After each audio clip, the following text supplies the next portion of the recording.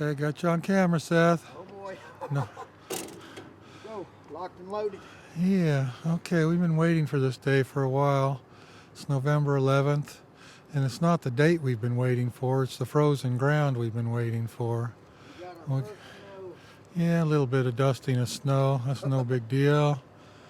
Anyway, it's cold today. It was cold yesterday, and the ground is frozen, and we'll be able to move bees easily today.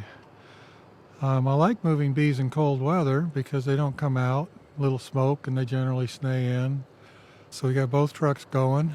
Clint and John are going to go in that truck, go in a different direction than Seth and Selena and I. That's my newer Hummer-Bee, and then this old forklift that I've had for a very long time. I actually prefer using it. I'll take that myself today.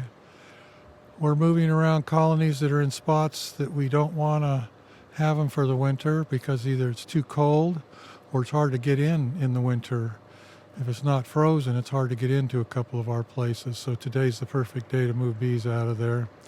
And then we're also putting a lot of single-story colonies that didn't get big enough for winter over double screen boards. Both trucks have double screen boards on them. We have chosen colonies to put these little small singles above a double screen board onto. We're just doing a whole lot of shuffling. All told, we're probably going to maybe 9 or 10 yards today, moving some one direction and some the other direction. Just kind of a shuffle, really. And it won't be the last of it. We're going to have to move more colonies, maybe tomorrow morning. We'll see. Yeah. Everybody's bundled up. You look like you're from Canada or something. Yeah. 25 for us is pretty cold. Yeah, I know. We're a bunch of wimps here. Yeah. Anyway, it's a perfect day for moving bees. The reason I like the cold weather is because we can do it in the daylight. Yeah, here comes trouble. Your jacket's in that truck, in the black truck. Okay, Yeah. okay. Morning, John. Got you some warm coffee there? Oh yeah, yes. Yeah, okay. Everybody's bundled up. We're ready to leave. So you got your marching orders, right? You know where you're going and what you're doing? Okay. We might cross paths once or twice today as we're moving around. Oh, okay, yeah. Yeah, we're going to start in the same area, but Okay. yeah. All right. Well, you have a wonderful day, Okay. you and Clint, and we'll see you later today. Yep. Okay, bye. We'll standardize all the pallets. We'll put all the singles on the same pallet, put all the doubles on the same pallet. Makes it a lot easier to stack on the truck that way. Kind of a pain. That tool over there makes short work of it. We call it the green machine. That's kind of an odd name, but it kind of goes in between the boxes and grabs the handles, and it actually works pretty good. But we got to get the pallets off of these landscape timbers, get it down low on the ground, and it works much better. So Seth, I'll move all the pallets out here, and then we'll do that scooting colonies around. Okay. So sometimes in this cold weather, you can have problems with the 1x6s under the pallets being frozen to the ground, and it tears them off when you lift it with the forklift. But in this case, because we're on the landscape timbers, it's not a problem at all. I tore a lot of 1x6s off, Seth. Oh, I bet. Yeah. Well, I tell you what, doing them with a hand truck and the 1x4s being frozen to the ground Yeah, does not work very well. yeah. I used to carry a crowbar, or, back when I Yeah. was moving things with a little hand truck, I'd bring a crowbar so I could break them loose from the ground before I tried to pick them up. That's a good idea. Anyway, okay, I'll get the forklift. We'll All right. get these pallets out of here and get them all equalized.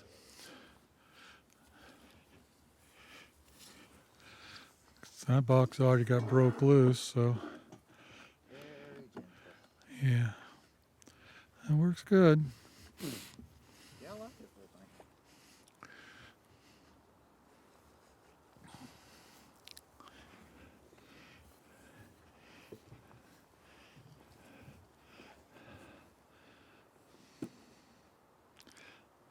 Here, hold on a second. Let me get some of this junk out of here. Okay. Okay.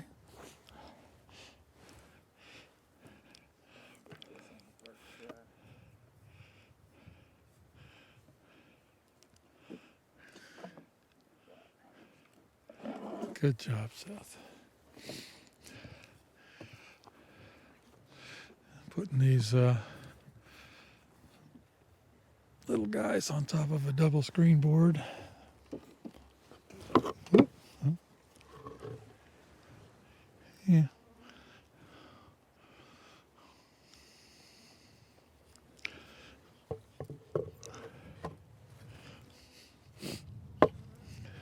Go ahead and put that up. Put them, yeah. So 2 bricks standing up means that the bottom colony has received no treatment since last year. It's one of those keepers, so to speak. And we've got several of them around.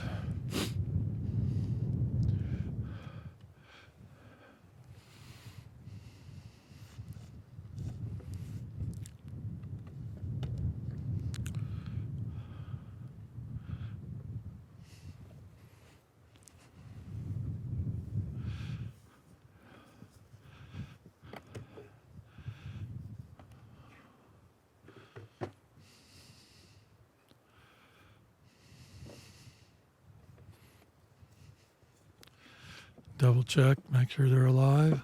Oh yeah. Let's have a look. See what, let me look at that for a second. Yeah, it's about a 2.5, 3 framer.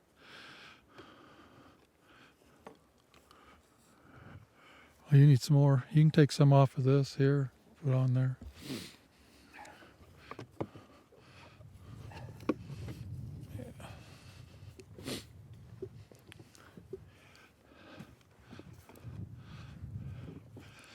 And just double check and make sure that thing's alive.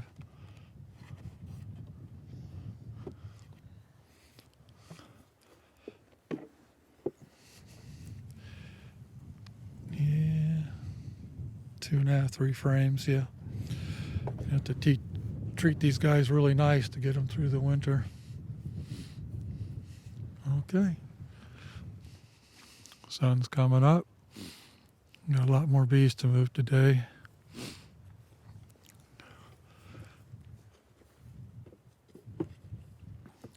Selena, my hands are cold. Well, these guys. Oh yeah, they're there. Okay. But you got a problem there.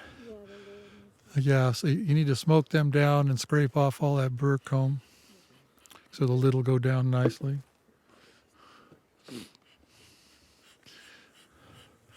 This is one of our isolated yards. We're a long ways from any other bees, so we'll be using this area for mating.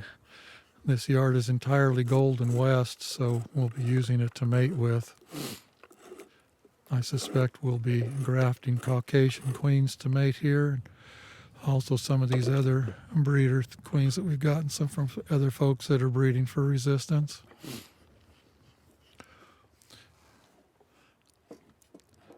Selena, I believe you're getting the hang of this thing.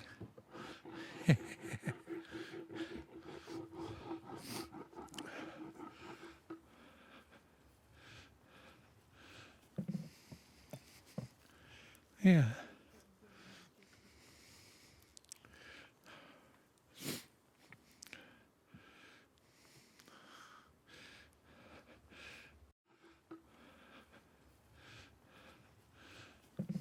Let's take a good close look at this tool. These little things are on a spring, and then they just slide. You know, this is pretty close to the box. It slides in, opens up, and then when you get to the handle, it closes back. It works pretty good. Yeah.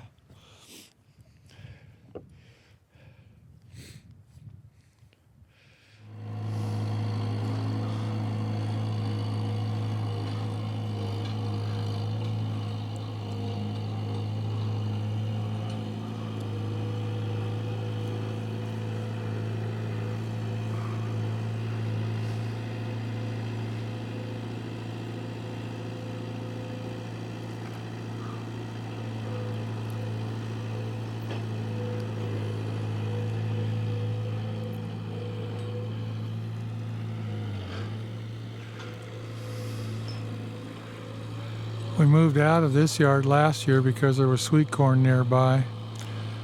It's not too bad for overwintering though, because we have this hay barn that blocks the north wind. And as one might imagine, we call this the hay barn yard. This guy's got a bunch of hay stacked up in this location.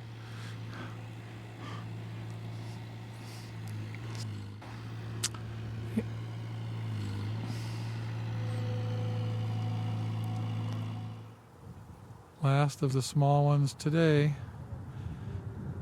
I think every colony here is going to get a double screen board put on top of it, and a small single put on top over the double screen board. All of these that have double bricks on them are marked for no treatment. They have not been treated in a year, and they're still showing very low mite numbers. So we'll keep track of that for sure. And this, I think, will be one of our yards that we use as an isolated breeding yard. Because there's these colonies with double bricks that haven't been treated yet are going to be really good drone stock next year. A little windy, a little cold, but that's okay.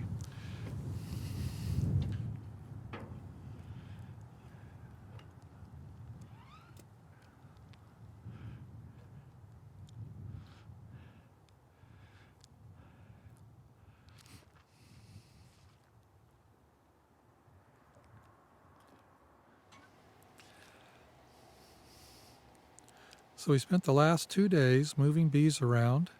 It was cold and we were able to move bees in the daylight, which I really appreciate. And today, though, is a completely different story. It's very nice today. It's sunny, a little bit of a wind, but it's warm enough to work bees. And we have just 2 or 3 yards that did not get finished. In other words, we didn't finish our fall bee work on them, which means taking off our oxalic acid strips and checking the brood nest and making sure that we're happy that there's enough bees in the box to make it through winter and all of that stuff. And maybe another dose of probiotics. And we'll do that today in this yard and a couple others. So I'm anxious to see what these look like. If in this video you can see that they've got rims on them. All of our singles are going to have a rim on them of some sort, so we can feed them in midwinter with pollen patties or fondant patties mainly if they run out of food along about January or something. So we're just going to have a look-see and make sure these guys are good. So this entire yard of bees is Caucasian, mated with Caucasian.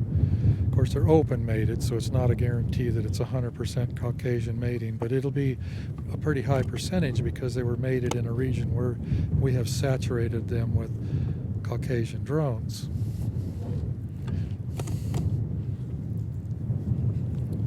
And as can be expected, we're not going to see any huge clusters with these Caucasians. It seems to be pretty typical. Yeah. Obviously that one's bigger than the others. So this is my approach at this. What's the date today? The 13th or 14th of November. So my approach is I don't have to see the queen. We just want to be comfortable that there's a queen present. So we won't be diving too deep. Once we figured out that they're probably queen right, we won't dig any deeper. Looking at these colonies, I'd say they're all queen right. This is the smallest one right here. We've got bees from about here over into here. It's probably about 5, maybe 6 frames of bees. This one, of course, is a little more. Strips are coming off. Burr comb is coming off. Yeah. Here, I'll swap spots with you.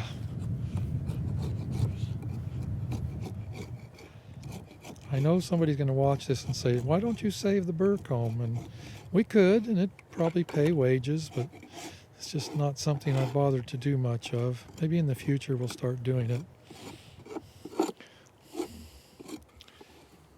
If a colony is small, we're going to dig in and make sure that they have a queen. These colonies were looked at just a month ago by John and Selena and found to be queen right, and we're going to go with that bit of information. We're just going to assume that they all have queens if they look like this.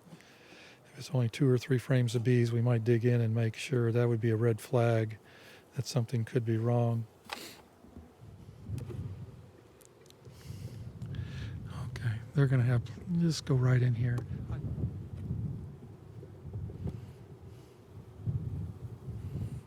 Here she is. There she is. So they're queen right. They're okay. Check one more frame for brood. I want to know if these guys got any brood at all. We can send John and Seth in here and do oxalic acid if they're broodless.